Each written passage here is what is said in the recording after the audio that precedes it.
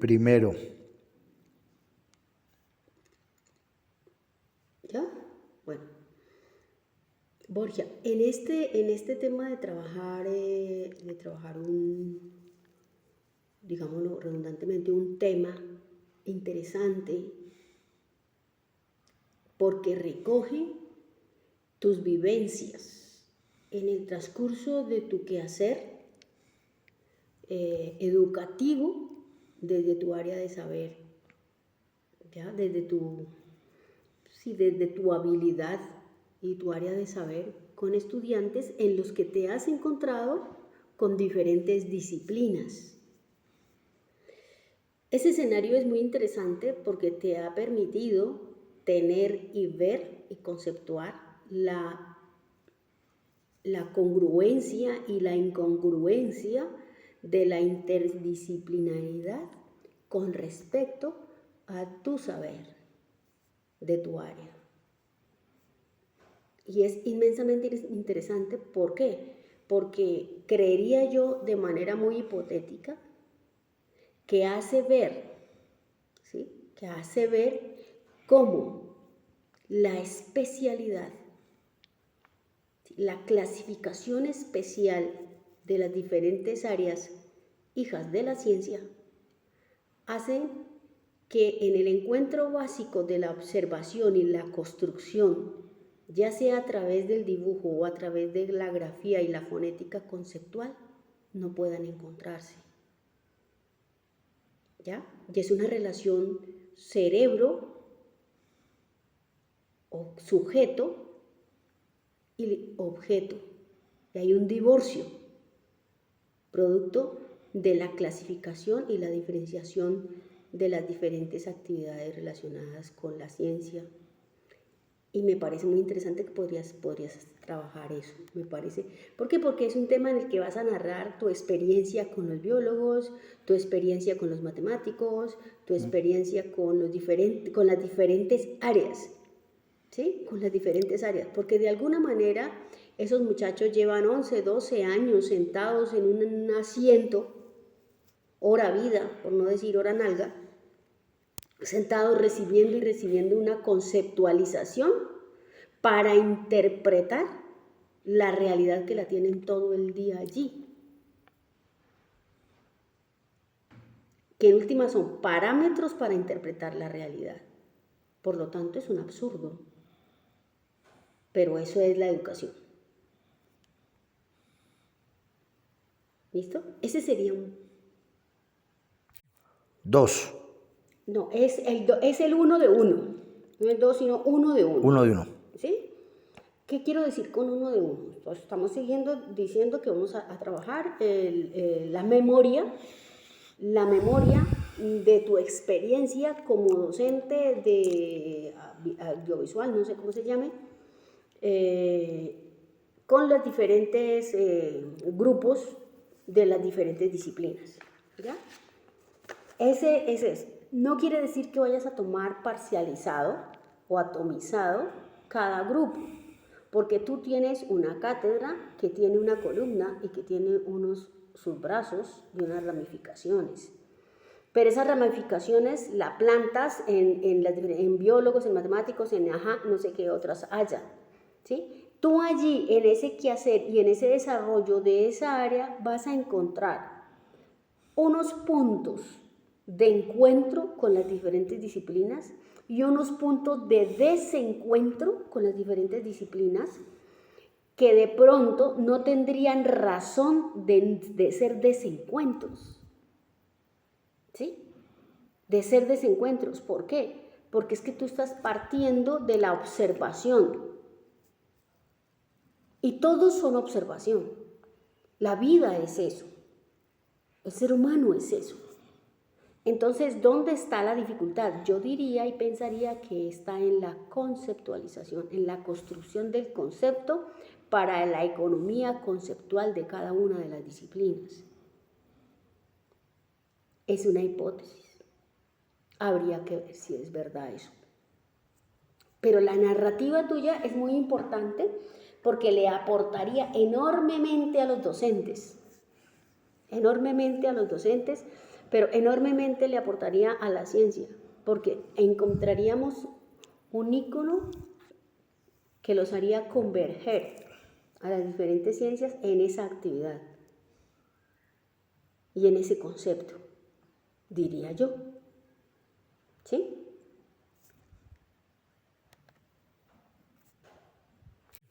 Dos. Espérate, entonces, una tenemos como la memoria. Y dos es más bien hacer un análisis histórico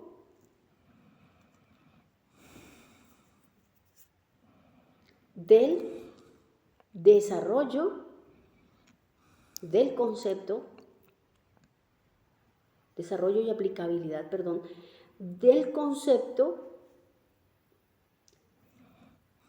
de la ley dorada de Euclides. Y a mí me parece muy bonita. ¿Por qué? Porque es que este es el punto donde todos convergen. ¿Ya? ¿Y por qué convergen todos allí? Sencillo.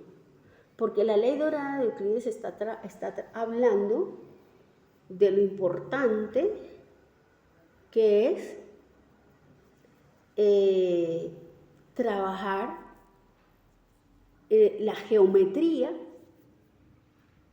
para entender, percibir y dibujar el objeto en el espacio.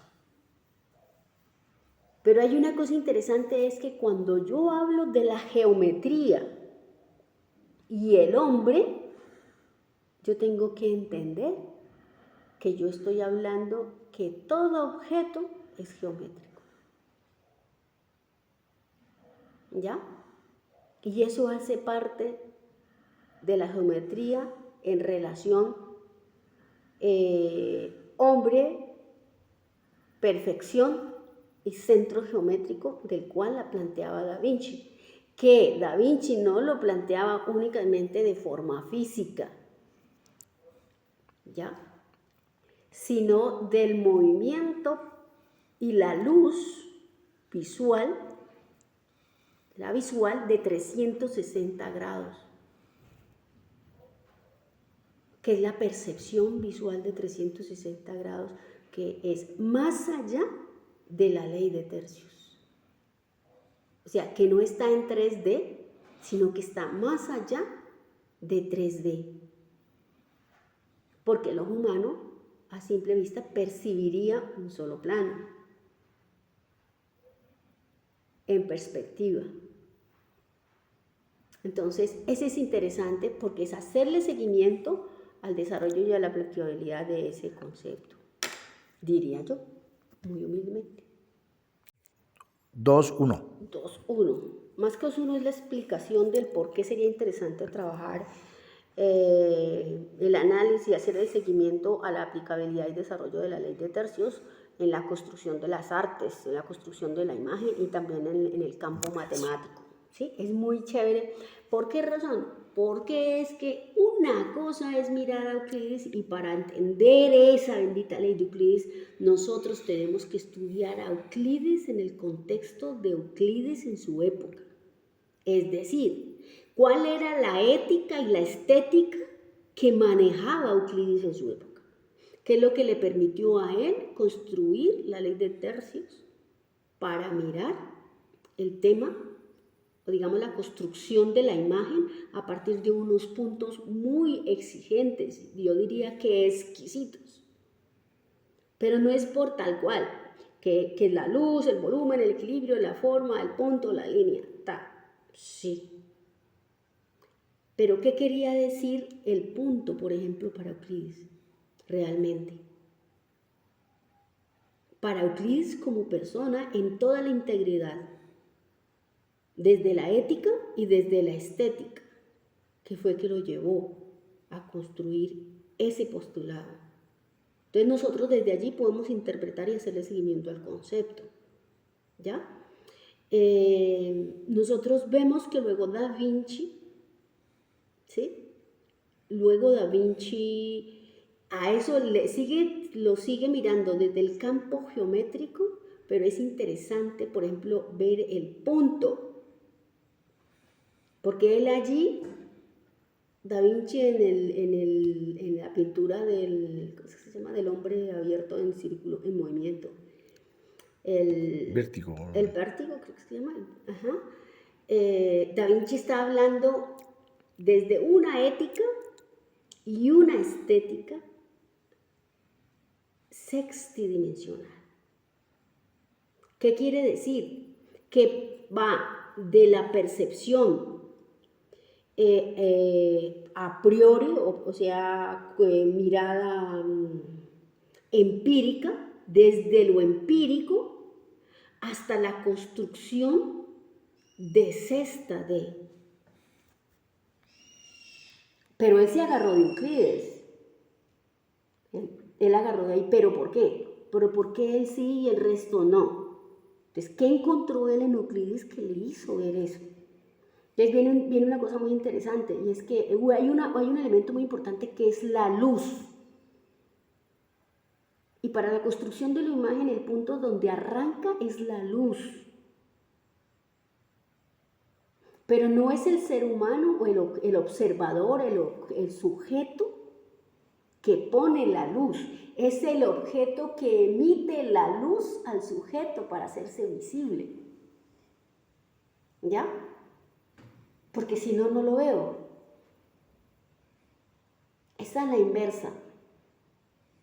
Y allí, en esa relación, es donde sí o sí existe una distorsión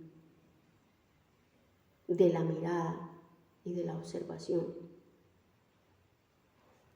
Pero yo siempre digo, eso sí es mía, yo digo que hay una distorsión real. Porque yo sigo viendo de una manera, dependiendo mi ética y mi estética, yo sigo viendo el objeto como animado, inanimado, o como el ente, como el ser, o como simplemente un objeto. Pero si el objeto me emite luz, no es un simple objeto. Y eso implica que yo tengo que tener en mí, en mi ética y en mi estética, una relación con mi entorno diferente a ser un campo netamente matemático estandarizado, que en última se transmite en la construcción de las imágenes a partir de la filosofía occidental y la construcción cultural de los griegos. Entonces, allí nosotros tenemos la rupestre y todo lo que el común y personajes que pintan o elaboran una construcción de imagen sin necesidad de ningún argumento teórico, sino del simple llamado del entorno y el llamado del objeto que le entrega al sujeto todos sus atributos. ¿Que cómo los observa? Depende. ¿Que por qué le llama la atención? ¿O por qué le emite la luz? Porque hay una sincronicidad visual intro y extra, que es lo que planteaba Da Vinci. Entonces allí sería como la segunda, yo diría que el segundo tema, o que podría ser un capítulo aparte también. 2. Mira.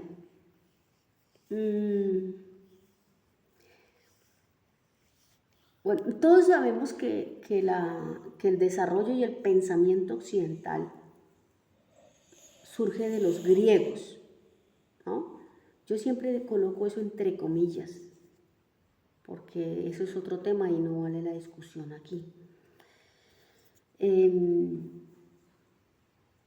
Y esa intención de Occidente es una mirada basada en el pensamiento más exacto, no tanto como abstracto, sino concreto, en un pensamiento mucho más concreto, de llevar el cerebro humano a pensamiento concreto, ¿sí? Más lógico positivista, Y eso te plantea una infinidad de cosas que te cambian la mirada del mundo y de la observación del espacio. No tanto del mundo, es la observación del espacio, ¿sí? Y de tu movilidad como humano en el espacio-tiempo, ¿ya? Entonces, nosotros tenemos que ver que Euclides era un presocrático, ¿ya? Y Euclides como presocrático para nada tenía que ver con el pensamiento occidental. Por eso yo digo que nosotros tenemos que ver realmente qué fue lo que quiso construir desde el campo epistemológico y filosófico de la ley de tercios. Porque en ningún momento un hombre como esos iría a pensar que la cosa era tan estandarizada, porque si había algo que tenían los presocráticos es que para ellos nada era estandarizado. Por eso me parece que es muy importante entender eso. Lo segundo es que recordemos que los presocráticos en esa época no habían dividido la física y la metafísica, porque quien clasifica la ciencia, la física y la metafísica es Aristóteles. ¿Ya? Ellos no, ellos veían una integralidad entre la física como un componente integral del universo, del cosmo, del microcosmo, del macrocosmo y del multicosmo. O sea, del multiverso. Hoy se empieza a hablar del multiverso, pero gracias a que hubo que devolverse allá para entender por qué no es tan pequeño y tan estructurado. ¿Sí? ¿Eso qué quería decir? Que Occidente está basado en los 5 sentidos. Y los 5 sentidos son netamente matemáticos. Son Newton. Son inmensamente Newton. Entonces, la idea aquí es que no podemos ser Newton, basado en los 5 sentidos. ¿Por qué? Vuelvo y digo, anterior a los presocráticos. Porque para ellos el corazón también pensaba. ¿Sí? Dice Platón, el cogito le llama a un pensamiento que no es razón, que no es mente, que está en otro lugar,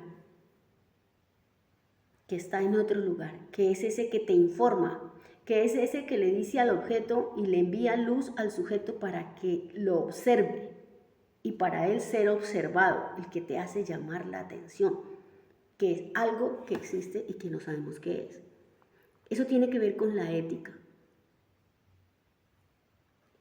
No pensado como una religiosidad, sino como el ser, como lo óntico, lo ontológico. Entonces pienso yo que desde nosotros sería muy interesante precisamente ver qué era la luz en él, ¿ya? El volumen sinoma, el equilibrio, por ejemplo.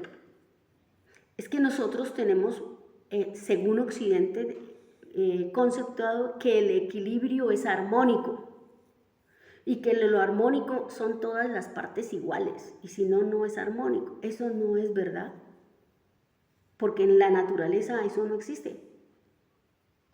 Son muy raras las cosas que son inmensamente, que tienen un mismo patrón y unas mismas medidas. No existe. Un papá y una mamá deberían dar unos hijos con las características únicamente exclusivas de ellos si fuera eso así, pero no, salen diferentes, ¿ya? Y el punto, además que el punto tiene una característica, porque el punto, a pesar de ser tan pequeño, el punto es curvo, ¿ya? Y el punto como tal no genera una secuencialidad lineal,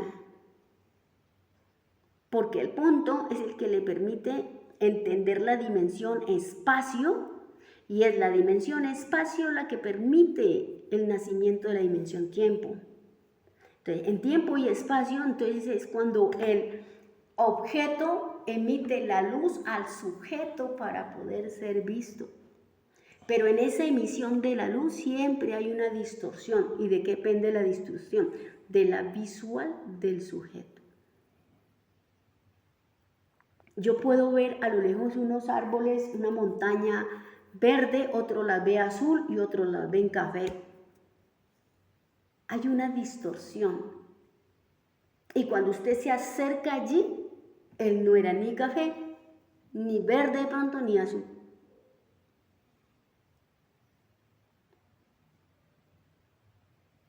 Entonces, ese es lo que yo creo que podríamos perfectamente analizar. Y podríamos hacer capítulos exactamente de estos elementos de la imagen, los elementos básicos, y encontrar la naturaleza de la conceptualización de estos puntos en la física y en las matemáticas, ¿no? Eso sería muy interesante verlo ahí. 2, 4. Ya. ¿No? Entonces, mira, dice que Piero, trata el tema de la observación empírica, ¿ya? Y la transformación de la imagen, en esa relación sujeto-objeto. Ese punto es muy interesante. ¿Por qué? Porque él está arrancando del punto de observación, de la relación inicial sujeto-objeto. ¿Ya? Entonces, el objeto emite luz al sujeto para ser observado, dice el tipo, en lo que está diciendo. Pero ¿qué observa el sujeto de manera empírica? Un objeto, no más. Cuando es empírico, es inicial. ¿Sí? ¿Qué diría Euclides? Tridimensional. ¿Qué es tridimensional? Pues tiene un alto, un fondo y un largo. Por un lado. ¿Sí? O sea, que si tiene esta condición, es observable a simple vista, dice Euclides. ¿Ya? ¿Qué diría Stephen Hawking o cualquiera de estos otros? La frecuencia del objeto, que en resumen es toda la composición material,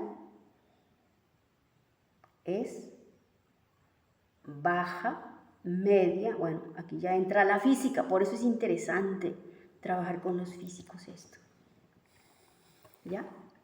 Entonces, mientras tenga esta frecuencia, el conocimiento o el conocer, que es el ver, yo estoy viendo el objeto material. Para poder que sea material tiene que ser 3D, o sea, euclidiano. Pero entonces, ¿qué dice este otro? Resulta que Pigendi dice, hay una transformación de lo empírico así. Pero ¿cuándo se da? Entonces yo voy a hacer una clasificación, que esta clasificación es mía, y yo digo que lo empírico es visión 1. O sea, identificación. Identifico. Aquí está este lápiz, no sé. Dice Pigendi, transformo. Y dice lo mismo Einstein, y lo mismo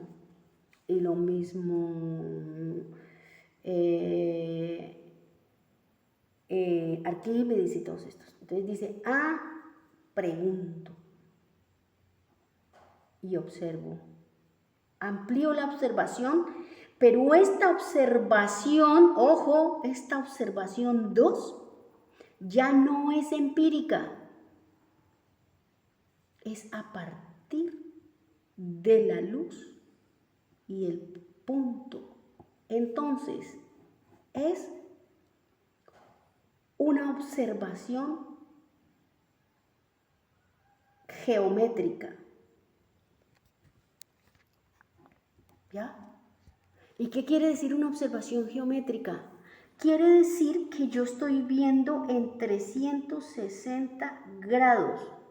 ¿Qué quiere decir? Que estoy en un nivel de la idea. Es decir, que aquí yo tengo la imagen. Me alejé del objeto, me llevé el objeto y empecé a pensar en el objeto. Estoy diciendo, este lápiz es plástico, cómo hicieron el plástico que tiene por dentro, cómo pinta, cómo esto. Le estoy agregando una cantidad de cosas. Atributos. Aquí, atributos. Y entonces, en las artes yo voy a decir la forma y a buscarle el equilibrio. Entonces yo ya no estoy en lo empírico, estoy transformando. ¿Ya? Pero este cuento es interesante porque es que estos atributos el observador los encuentra basado en su ética y en su estética. Entonces, el indígena encuentra una planta que tiene la hoja así, esa vaina es sagrada. ¿Por qué? Porque el Dios, porque no sé qué, porque el pito, sí, porque el flauta. Entonces la va a presentar con más luz, la va a presentar diferente al resto y le va así. Entonces, cuando ya le doy un tercer atributo que ya ni siquiera puedo ver la forma, sino que ya le di el ser, le encontré el ente. Y el ente es pensante. Me comunico con ese pensante. Voy en tercero. Línea de la idea. Así uno va construyendo conceptos hasta llegar hasta 6, 7. Niveles altos. Entonces, este es esto, este es esto, es esto. Y es esto, este es esto. Este es esto, es esto. Que ya pasamos a Da Vinci. O sea, cuando yo llego aquí, estoy en un nivel lejísimos de ver el objeto. Porque lo estoy viendo por dentro, por fuera y por fuera a N niveles. Pero los conozco y los veo. Entonces, en este nivel es netamente un espacio virtual. Pero yo esto que lo tengo aquí en mí, es mi construcción porque es mi visión. Yo no he construido, yo le he encontrado los atributos. Yo no he construido. Es probable que yo lo distorsione. ¿Sí? ¿Sí me hago entender? Entonces mira lo importante de la relación. En la mirada de Occidente, tal cual interpretaron Euclides, me dice que yo aquí tengo que tener un ángulo de 45 grados. Aquí 45 grados, aquí 45 grados, aquí 45 grados, aquí 45 grados. Y que todo esto me debe sumar X y que entonces yo tengo un perfecto.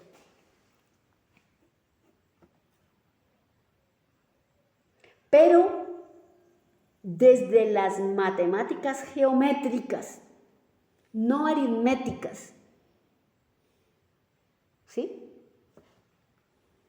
Me dice que es probable que esto tenga eso, como es probable que no, pero lo importante es que aquí hay un flujo de luz, aquí, aquí, aquí y aquí al centro, y que de aquí este aparato emite una comunicación que se conecta con mi frecuencia cerebral y yo veo la imagen,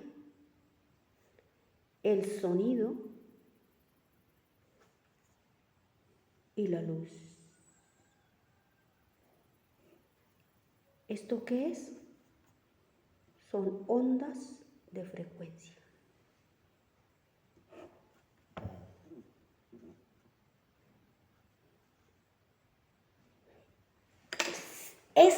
Estas ondas de frecuencia ¿Quién las percibe? ¿Quién las tiene, mejor dicho? El sujeto. Y a veces el objeto. ¿Ya?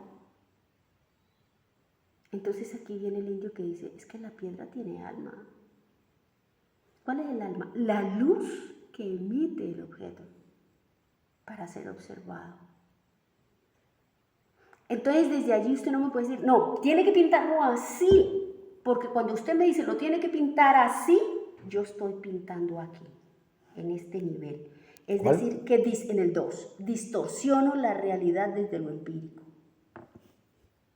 Entonces la distorsión está en el nivel 2. ¿No te parece muy chévere? 2.5. Bueno, entonces mira, tú planteas que eso que acabamos de hablar, que tiene que ver con lo de Piaget-Pierrot, también se relaciona con, o sea, se relaciona, está tratado en el mensaje lingüístico. Yo digo, todo mensaje es lingüístico. Todo, hasta el del perro, hasta el del pájaro, todo es lingüístico.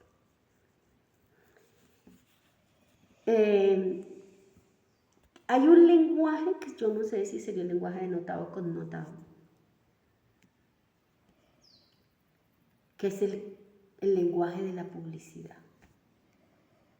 El lenguaje de la publicidad tiene una característica muy importante, y es que el fin del lenguaje de la publicidad es distorsionar la idea, la imagen, la ética y la estética. Eso es muy perverso para mi ser. Porque yo te vendo con una imagen la necesidad de que tú tengas sed, o que tengas hambre, o que tengas esto, o que tengas lo otro. Entonces, allí es donde nuevamente vuelvo y digo, en esa construcción de la imagen virtual,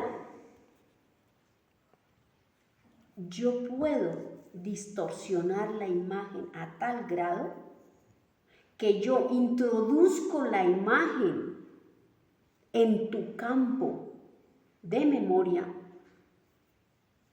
y una vez que yo tengo esa imagen en tu campo de memoria, esa imagen contiene, esa imagen no es cualquier imagen, esa imagen contiene unos símbolos, ¿ya? Esos símbolos de la imagen son improntas. Eso es interesante. ¿Y qué son improntas? Son elementos fácticos que, aunque son virtuales, son fácticos porque se quedan registrados en el cerebro, en el campo de memoria del sujeto humano, sobre todo, incluso de los biológicos animados o activos animales, y les genera X, Y acciones, deseos, comportamientos y emociones. Y esos se anclan en un paquete de cosas que son ideológicos. Y todo eso se llama un implante.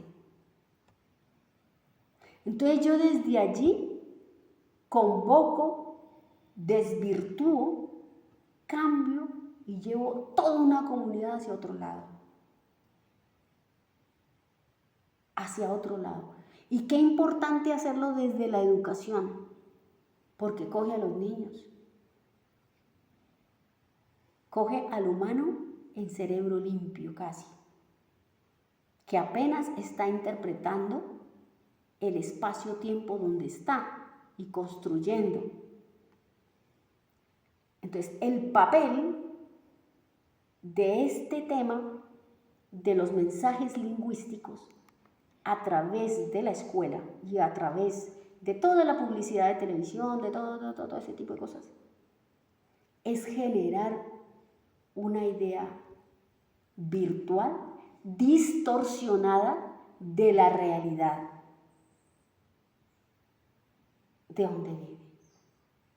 El chico termina y no sabe qué hacer ni para dónde ir. Todo lo que tiene pareciera que no le sirve.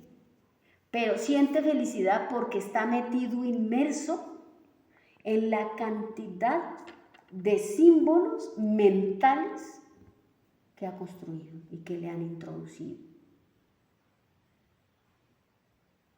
Es una conclusión muy perversa.